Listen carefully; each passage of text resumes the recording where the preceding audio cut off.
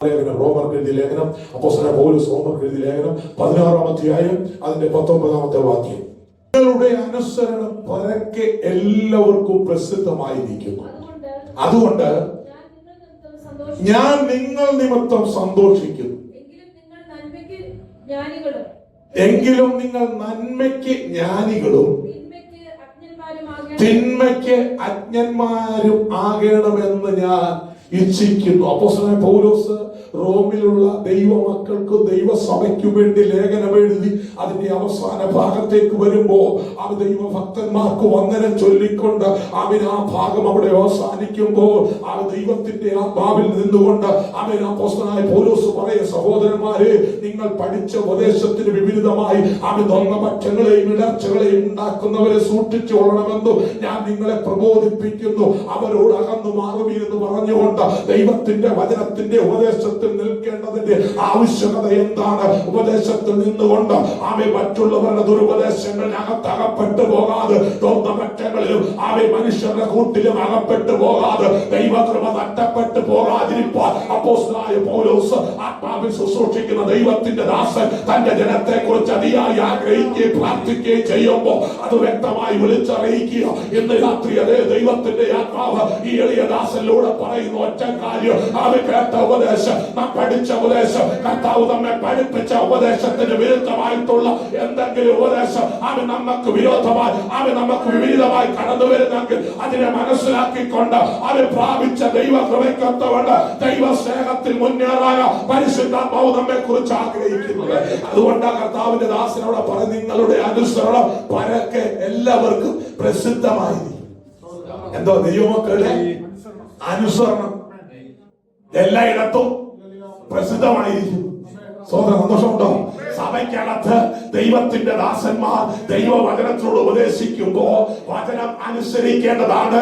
ആ വചനത്തിലൂടെ ദൈവാത്മാവ് നമ്മെ ഉപദേശിക്കുമ്പോ അത് കേട്ട് അനുസരിക്കുമ്പോ ആ അനുസരണം നാം ആയിരിക്കുന്ന ദേശത്ത്, നാം ആയിരിക്കുന്ന ജാതികളുടെ നടുവിൽ അത് പ്രസിദ്ധമാകുവാനിടയാകും. അവിടെ ദൈവത്തിന്റെ നാമമഹത്വം എടുക്കുക. കേട്ടോ, ഇന്ന് രാത്രി നീ അനുസരിക്കാതെ പോയാ ദൈവനാമം അപമാനിക്കപ്പെടുവാനിടയാകും. ഇന്ന് പല സഭകളിലും ദൈവത്തിന്റെ ആത്മാവിൽ ദൈവത്തിന്റെ ദാസന്മാർ ദൈവവചനത്തോട് സംസാരിക്കുമ്പോൾ അത് കേട്ടനുസരിക്കാൻ തയ്യാറാകാത്ത നിമിത്തം, അനുസരിക്കേണ്ടവർ അനുസരിച്ച് ദൈവസന്നിധിയിൽ ഇരിക്കാത്ത നിമിത്തം സഭയ്ക്കകത്ത് വലിയ വിഷയങ്ങൾ ഉണ്ടാകുന്നു. അതും പ്രസിദ്ധമാകും. അവിടെ പ്രസിദ്ധമാകുമ്പോ അവിടെ ദൈവത്തിന്റെ നാമം ദൂഷിക്കപ്പെടുകയാണ്. എന്നാ ദൈവത്തിന്റെ നാമ മഹത്വം എടുക്കുന്നത് എപ്പോഴാ? അവൻ നാം അനുസരണത്തോടെ ദൈവസന്നിധി നിൽക്കുമ്പോ അത് പ്രസിദ്ധമാകുക. ഇന്ന് രാത്രി ദൈവമക്കള് ആരെ അനുസരിക്കണം? ദൈവത്തെ അനുസരിക്കണം. ദൈവത്തിന്റെ വചനത്തെ അനുസരിക്കണം. ദൈവത്തിന്റെ വചനത്തിന്റെ ഉപദേശത്തെ അനുസരിക്കണം. അതാ കർത്താവ് നമ്മെ കുറിച്ച് ആഗ്രഹിക്കുന്നത്. ആമേൻ, സ്തോത്രം. അതുകൊണ്ട് ഞാൻ നിങ്ങൾ നിമിത്തം സന്തോഷിക്കും. ദൈവദാസന്റെ സന്തോഷം ഉണ്ടോ? അപ്പോസ്തലനായ പൗലോസിന്റെ സന്തോഷം എന്തോ? നിങ്ങൾ അനുസരിക്കുന്ന നിമിത്തം, നിങ്ങളുടെ അനുസരണം ദേശത്ത് സഭ പ്രസിദ്ധമാകുന്നു. സ്വതം ജാതികളുടെ ഇടയിൽ സഭ പ്രസിദ്ധമാകുന്നു. ആ സഭയുടെ വാർത്തകൾ പ്രസിദ്ധമാണ്. സന്തോഷമുള്ള രാത്രി ദൈവജനം അവ ഒത്തിരി പേരില്ലെങ്കിലും കുറച്ചു പേരെ ഉള്ളെങ്കിലും അനുസരണത്തോടെ ദൈവസന്നിധി നിൽക്കുന്ന ദൈവമക്കൾ അവ ദൈവസന്നിധി അനുസരണത്തോടെ ഇരിക്കുമ്പോ അവ ദൈവത്തിന്റെ വചനത്തിന്റെ ഉപദേശം കേട്ടുകൊണ്ട് ദൈവത്തെ അനുസരിച്ച് ദൈവസന്നിധിയിൽ ഇരിക്കുമ്പോ അവ സ്വർഗം തുറന്ന് ആത്മീയ നന്മകൾ അനുസരിക്കുന്ന ദൈവത്തിന്റെ ജനത്തിന്റെ ദൈവം പകർന്നുകൊണ്ടേയിരിക്കും. മനസ്സിലായോ? ഇന്ന് രാത്രി അനുസരിക്കേണ്ട പല കാര്യങ്ങളും ഇന്ന് രാത്രി ഇവിടെ അറിയിക്കപ്പെട്ടു. അത് കേട്ടേച്ച് അത് അനുസരിക്കുന്നില്ലെങ്കിൽ ആമേ ദൈവത്തിന്റെ സന്നിധി അനുസരണക്കേട് കാണിച്ചാൽ അത് ദൈവനാമത്തിന് ദൂഷ്യം വരുത്തുന്ന കാര്യമാ, ദൈവനാമത്തിന് അപമാനം വരുന്ന കാര്യമാ. എന്നാൽ ഇന്ന് രാത്രി നമ്മെ കുറിച്ച് ദൈവം ആഗ്രഹിക്കുന്നത് ആമേ ഭക്തന്മാർ ദൈവസന്നിധി സന്തോഷിക്കണമെങ്കിൽ ദൈവത്തിന്റെ ദാസന്മാർ ആമേ സന്തോഷിക്കുന്നത് എപ്പോഴാ? തന്റെ ദൈവമക്കൾ, തന്റെ ജനം ആമേ ദൈവത്തെ അനുസരിച്ചുകൊണ്ട്, ദൈവത്തിന്റെ വചനം അനുസരിച്ചുകൊണ്ട് ദൈവസന്നിധി നിൽക്കുമ്പോ സഭദേശത്ത് പ്രസിദ്ധമാകും. അവ സഭയിൽ നടക്കുന്ന ദൈവ പ്രവൃത്തി പ്രസിദ്ധമാകും. സഭയിൽ നടക്കുന്ന രോഗസൗഖ്യം അവ പ്രസിദ്ധമാകും. ദേശത്ത് ദൈവത്തിന്റെ പ്രവൃത്തി വെളിപ്പെടാൻ തുടങ്ങും.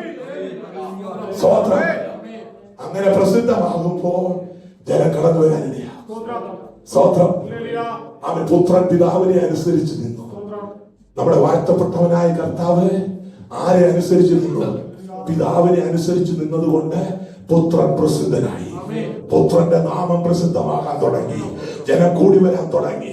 ജനം ഒരുമിച്ച് ദൈവത്തിന്റെ സന്നിധിയിലേക്ക് വരാൻ തുടങ്ങി. മനസ്സിലായോ?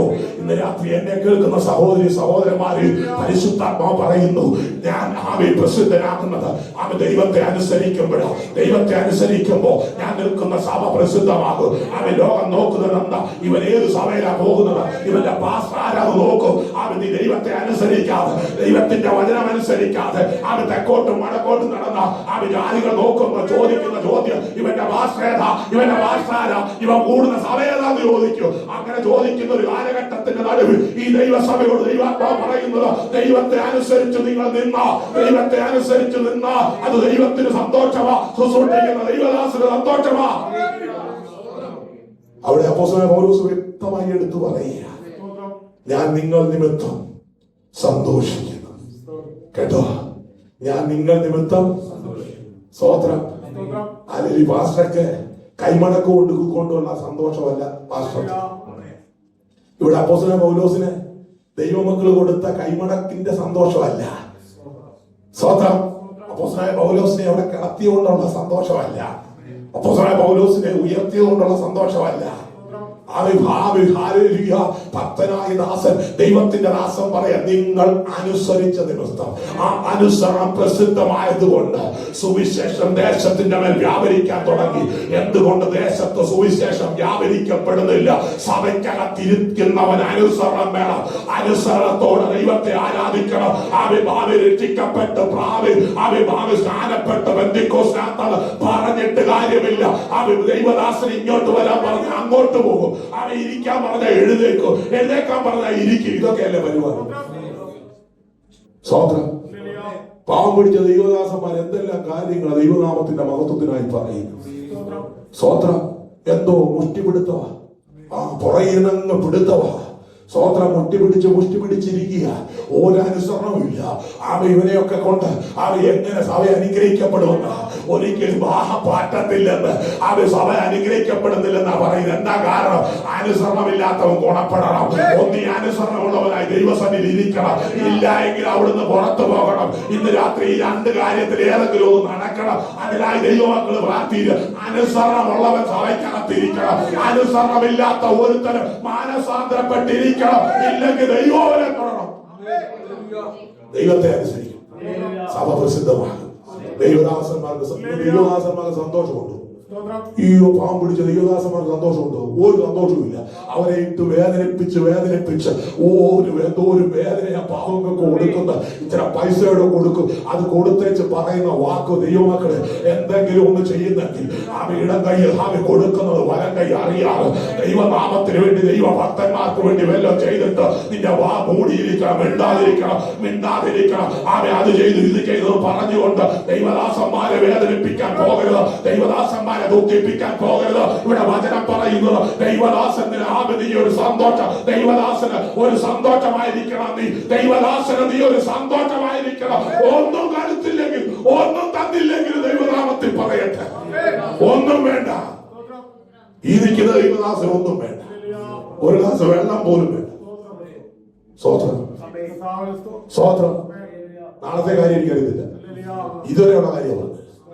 സ്വോത്രം. പക്ഷേ ഒരു കാര്യം പറയാം, ദൈവത്തെ അനുസരിച്ച്, ദൈവവചനം അനുസരിച്ച് ദൈവമക്കളെ നിങ്ങൾ ദൈവസന്നിധി നിന്നാൽ ഇന്ന് രാത്രി നമുക്ക് അനുഗ്രഹമുണ്ട്, നമുക്ക് വിടുതലുണ്ടെന്ന്, സൗഖ്യമുണ്ട്. അത് കഴിഞ്ഞ് പറയുന്ന കാര്യം എന്താ? സ്വോത്രം. നിങ്ങൾ നന്മയ്ക്ക് ജ്ഞാനികളും തിന്മയ്ക്ക് അജ്ഞന്മാരും ആകണമെന്ന്. സ്വോത്രം. അത് നന്മയ്ക്ക് എന്തോ ആകണം? ജ്ഞാനികളാണ്. നന്മ ചെയ്യാൻ അറിവുള്ളവരായി മാറണം. തിന്മ ചെയ്യാൻ അറിവില്ലാത്തവരായി മാറണം.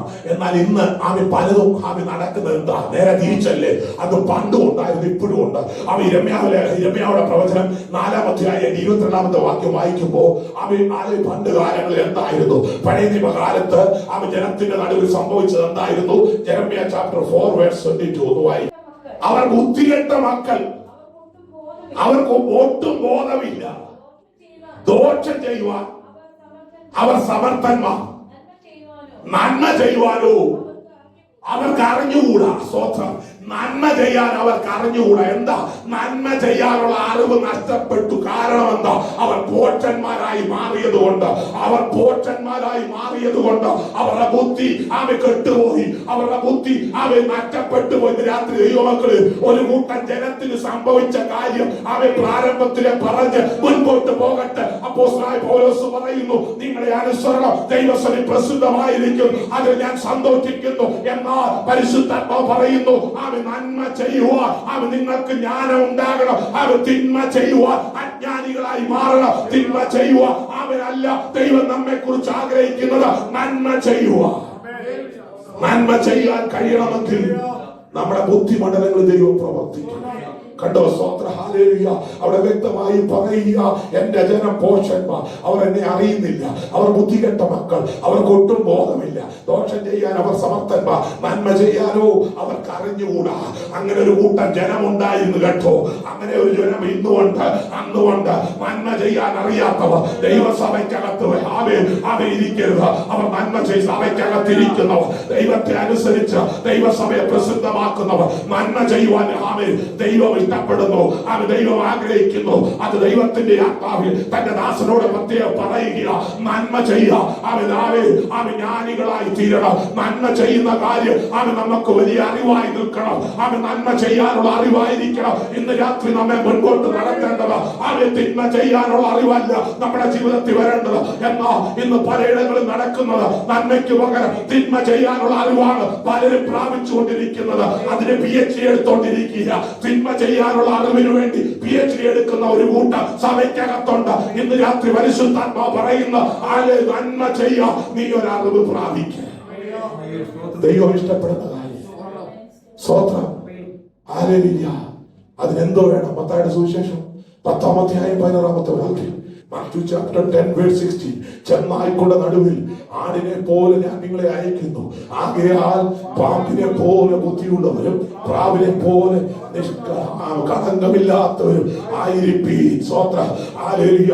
ചെന്നായ്ക്കളുടെ നടുവിൽ സ്തോത്രം, ആടിനെ പോലെ ദൈവം നിർത്തിയിരിക്കുക. ദൈവമക്കൾക്ക് ചുറ്റും, ദൈവത്തെ അനുസരിക്കുന്നവർക്ക് ചുറ്റും, ദൈവസഭയ്ക്കകത്ത് അനുസരണത്തോടെ ഇരിക്കുന്ന ദൈവമക്കൾക്ക് ചുറ്റും ആരുണ്ട്? ചെന്നായ്ക്കളുണ്ട്. എങ്ങനെ കടിച്ചു കയറുമെന്ന് പറഞ്ഞുകൊണ്ട് ചെന്നായ്ക്കൾ നിൽക്കുക. സ്തോത്രം, അതിന്റെ നടുവിൽ പാമ്പിനെ പോലെ ബുദ്ധിയും പ്രാവിനെ പോലെ കളങ്കമില്ലാത്ത ഹൃദയവും ഇന്ന് രാത്രി നമുക്ക് ഉണ്ടായിരിക്കണം. പാമ്പിന്റെ ബുദ്ധി ഭയങ്കര ഷാർപ്പ. നമുക്ക് എല്ലാവർക്കും അറിയാവുന്ന കാര്യമാണ്. എവിടെങ്കിലും പതുങ്ങി കിടന്ന ഒരനക്കം വന്ന, ഒരു ചെറിയ അനക്കം വന്ന അവന്റെ തല പൊങ്ങും. ഇന്ന് രാത്രി ചോദിക്കട്ടെ, ശത്രു അവനെ തൊടാൻ വരുമ്പോ അവന്റെ തല പൊങ്ങുന്നെങ്കിൽ അവന്റെ ബുദ്ധി അത്ര ഷാർപ്പായി നിൽക്കുക എന്ന് പറഞ്ഞതുപോലെ ഇന്ന് രാത്രി നിന്നെ തകർത്ത് കളയുക. ചെന്നായ്ക്കൾ എഴുന്നേൽക്കുമ്പോ നിന്റെ ബുദ്ധി ഉണരുവാൻ ഇടയാകണം. നീ ബുദ്ധിയോടെ എഴുന്നേൽക്കണം. നീ ബുദ്ധിയോടെ കാര്യങ്ങൾ ചെയ്യണം എന്നാ ഇന്ന് രാത്രി പരിശുദ്ധാത്മാവ് പറയുന്നത്. ഇന്ന് രാത്രി വചനം വ്യക്തമായി പറയുക. നീ ബുദ്ധിയോടെ ദൈവസഭയ്ക്ക് വേണ്ടി, ദൈവവേലയ്ക്ക് വേണ്ടി നിന്നാൽ കർത്താവ് നമ്മെ മാനിക്കും. പ്രാവിന്റെ പൂട്ട് കളങ്കമില്ലാത്ത. പ്രാവിനെ കുറിച്ച് കേട്ട, പ്രാവിനെ കുറിച്ച് പഠിച്ച് കേട്ടിട്ടുള്ളവരാണ് നമ്മൾ. ഒരു കളങ്കമില്ലാത്ത ജീവിയാണ്. സ്തോത്രം, രാത്രി ദൈവമക്കളെ, നമ്മെ കുറിച്ച് ദൈവം ആഗ്രഹിക്കുന്നു. ആരെങ്കിലും നന്മ ചെയ്യുവാൻ അറിവുള്ളവരായി, തിന്മ ചെയ്യുവാൻ അജ്ഞാനികളായി, നന്മ ചെയ്യുന്നവരുടെ കൂട്ടത്തിലായി തീരുവാൻ ഇടയായി തീരണമെങ്കിൽ ബുദ്ധി പ്രവർത്തിക്കണം. പാമ്പിന്റെ കൂട്ട് ബുദ്ധിയും നിഷ്കളങ്ക ഹൃദയം ഉണ്ടെങ്കിൽ നന്മ ചെയ്യാൻ കഴിയത്തുള്ളൂ. ആ അറിവ് നമുക്ക് ലഭിക്കത്തുള്ളൂ. ആ അറിവ് നമുക്ക് ലഭിച്ചു കഴിഞ്ഞാൽ ദൈവത്തിന് വേണ്ടി നന്മ ചെയ്യുവാൻ, ദൈവം ചെയ്യുന്ന നന്മയ്ക്കൊത്തവണ്ണം കർത്താവിന് വേണ്ടി പ്രയോജനപ്പെടാൻ സ്വർഗം നമ്മെ സഹായിക്കും. ഹല്ലേലൂയ, നന്ദിയോടെ സ്തോത്രം. ഹല്ലേലൂയ, സ്തോത്രം, ഹല്ലേലൂയ. 1 കൊരിന്ത്യർ 14-ാം അധ്യായം 20-ാമത്തെ വാക്യം വായിക്കും. 14:20 വായിക്കുന്നത്. സഹോദരന്മാരെ, ബുദ്ധിയിൽ കുഞ്ഞുങ്ങളാണ്, തിന്മയ്ക്ക് ശിശുക്കളായിരിക്കും, ബുദ്ധിയിലോ കേട്ടോ. മനസ്സിലായില്ലേ? വിശദീകരിക്കേണ്ട കാര്യം. സഹോദരന്മാരെ, ബുദ്ധിയിൽ കുഞ്ഞുങ്ങൾക്ക് ബുദ്ധി വളരെ അവർ വളർന്നു വരുന്നേ ഉള്ളൂ.